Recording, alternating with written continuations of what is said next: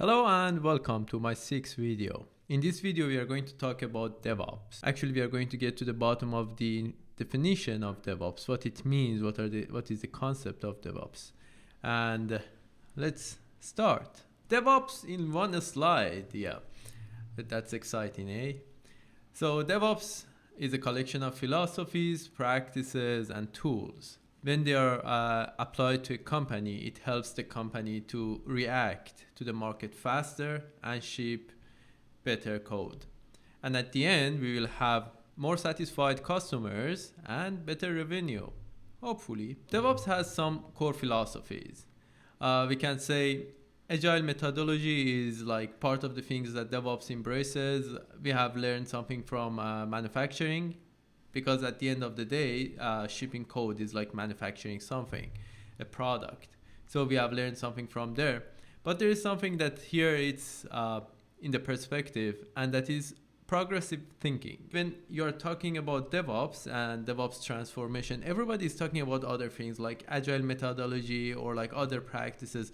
Nobody really thinks about these ones, about like high trust, human factors, and high reliability organizations. So at the end of the day, if you're implementing everything in DevOps, but you don't have these things like happiness, satisfaction, pride, work-life balance, you're not implementing DevOps. If you're going to an organization and for them, it's not important that you're feeling well, you really love your job, at the end of the day, that place is not good. That place, they are not implementing the DevOps in the right way. So in the current workplace that I'm working in, for us, happiness of people, teammates, it's very important. Everybody can speak up, everybody can come up and like give the suggestions or even trigger their own projects. So that's very important. If you want to have a top-notch DevOps culture, you need to embrace the human factor first before even implementing the other parts. So what actually happens in DevOps? Here we have our company and we have customers in one side. So we have delivery pipelines that actually it helps to build, test, and release the code and deploy the code. And from the other hand, we are getting the planning and monitoring as a feedback loop. We call the whole thing as a feedback loop of DevOps. The faster we do this one, so the faster we ship to the customer, we get the feedback and then change a bit variables or probably our product and then ship again, we reach customer satisfaction faster and we have shipped the code faster. If you want to compare it, you can compare it with the previous way of delivering software. What you would do is that you would do a lot of studies, then you would plan, and then you would implement, and probably after 6 months you would deliver something or release something. So here, that's what's happening. We want to shorten this feedback loop, and then you get feedback from customer, and then another 6 months maybe you release, and probably the industry is way, way ahead of you. Nowadays you cannot do these things because they say it takes about just 6 months for a company to fall behind in the competition. We need to move faster, deliver faster, and get more of customer satisfaction. Why we name it DevOps? You can see it in here. There are some parts that they are for the dev domain. We can call like testing, building, and planning and code. And there are other ones that they are for the ops domain. It's monitoring, operating, deploying, and releasing. So this part that is for the ops domain, in the previous way of doing the things, it was like complete silo in organizations. What I've experienced is that usually organizations don't let go of the ops side in a silo by themselves. So we have DevOps engineers coming in and helping to build the whole feedback loop. I know that's not the correct way of doing it, but it's better than not having it at all. At the end of the day, we need to have developers and ops more closer together. If it cannot happen, we should find a way towards it.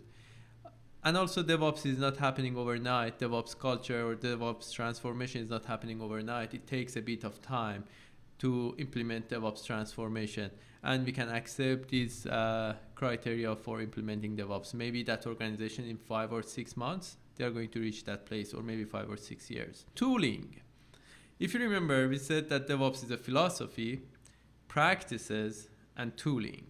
We talked about philosophy. We didn't talk about practices. We are going to talk about it. And this is the tooling. If seeing this thing as a whole is not scaring you, so there is a chance that DevOps is for you. Because at the end of the day, you should be able to learn fast and implement all these like different technologies according to the need in your company. Now let's go to the practices. First of all, continuous integration. Let's move back to this DevOps loop. So in here we have planning, coding, building, and testing. So anyway, from build and test, it's inside the continuous integration realm.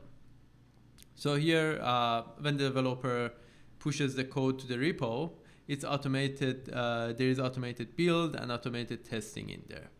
So it helps to address the bugs quicker and improving the software quality as a whole and reduce the time to validate and release the software. The next practice is continuous delivery. So continuous delivery means that we are going to not only firstly test it, and then also we are going to prepare it for release. So we can have like different criteria for preparing for release, something like building the artifacts or maybe creating the packages. All of those things, they are in here, or probably integration testing, smoke testing, all of them, they are in here. So we can have continuous delivery. When we have continuous integration tied with continuous delivery, we call it CI/CD, as we have implemented the whole thing. And there is a pipeline usually for it. So if you hear about like CI/CD pipeline, they mean this one. So there is a pipeline that gets the code from developer and like implements or executes all these steps on that one. The next approach is more of a design approach. So here we are saying that we want to build in microservices. Microservices is not one of the best things in the world. It depends on the situation. It can be or it cannot be. It depends on your situation or company. But generally, it helps to deliver better code faster. So for example, some part of your business is about managing the emails.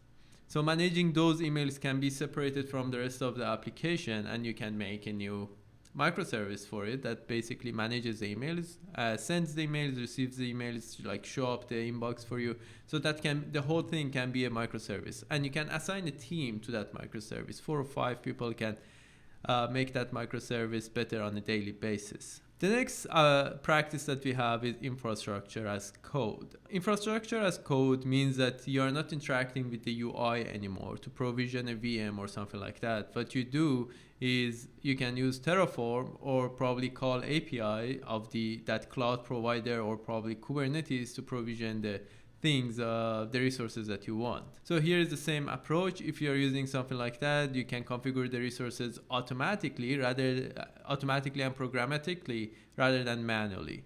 That's highly suggested, but still it depends on the stage of your organization. The next one is monitoring and logging. Monitoring and logging have been around for a long time. In this practice of DevOps, that's not actually a distinct practice. What we want to do is to capture, categorize the logs, and also sometimes we are putting an AI on top of it to analyze the logs to make sure that we are not having any bad errors or like very destructive error. We are going to talk about this one more in our SRE video. And communication and collaboration. DevOps is about communication and bringing organizational silos together. We want to bring dev with ops. Nowadays, there is also another pillar that we want to bring in, and that is security. That's why we have currently, that's the new industry innovation, DevSecOps. Or sometimes we want to bring the AI people in also, we can call it AI Ops. So that's how it happens. Like we want to bring in everybody in here. And if you want to bring people together, you cannot just have it by not talking to them. You should have top-notch communication practices. You should have the best documentation in the world. You should have the best way of communicating with people. So in our company, we have a complete channel that people can ask questions. We have a wiki that people can come and look at the wiki and solve their questions. And also we have a repository if people want to run those scripts themselves. So we are empowering people to do their tasks better. These are the references, not much of them. Most of the talk was just by my experience.